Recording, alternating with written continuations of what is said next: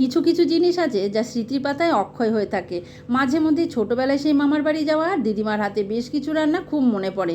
অসাধারণ সেই রান্নার স্বাদ, আর খুবই সহজ ও কম মশলায় রান্নাগুলো যেন অতুলনীয় হয়ে যেত। আজ সেই রান্নাগুলোর মধ্যে একটা রান্না কিন্তু আমার ভীষণই প্রিয় ছিল। শীতকাল হলেই ঘরের কলাই ডাল বেটে বড়ি দেওয়া, আর সেই বড়ির এই রান্নাটা আজ করে নিচ্ছি। আপনাদের ভালো বা মন্দ যাই লাগুক না কেন, আমার এই তরকারিটা কিন্তু খুবই ভালো লাগে। ভালো করে আলু ফুলকপি ভেজে নিয়েছি, আর একটু সর্ষে, একটু জিরে, কাঁচা লঙ্কা বেটে মশলাটা সবজির মধ্যে ঢেলে দিলাম, আর করে রাখা গরম জল দিয়ে দিলাম। এবার পরিমাণ মতো নুন হলুদ দিয়ে নাড়াচাড়া করে ভেজে রাখা বড়ি দিয়ে ঝোল ফুটে এলে একটা বেগুন ছোটো ছোটো পিস করে কেটে রেখেছিলাম সেটা দিয়ে দিলাম, আর দিয়ে দিলাম মটরশুঁটি। আমি মটরশুঁটি ফ্রোজেন করে রেখেছিলাম, তার থেকে অল্প দিয়ে দিলাম। এবার ভালো করে নাড়াচাড়া করে ঢাকা দিয়ে কিছুক্ষণ রান্না করে নিতে হবে। সব সেদ্ধ হয়ে এলে একটা পাত্রে ঢেলে রাখলাম। এবার কড়াইয়ে একটা ফোড়ন দিয়ে নিচ্ছি, সর্ষের তেলে শুকনো লঙ্কা ও জিরে ফোড়ন দিয়ে তরকারিটা ঢেলে একটু ফুটিয়ে নিলেই পুরোপুরি রেডি এই অসাধারণ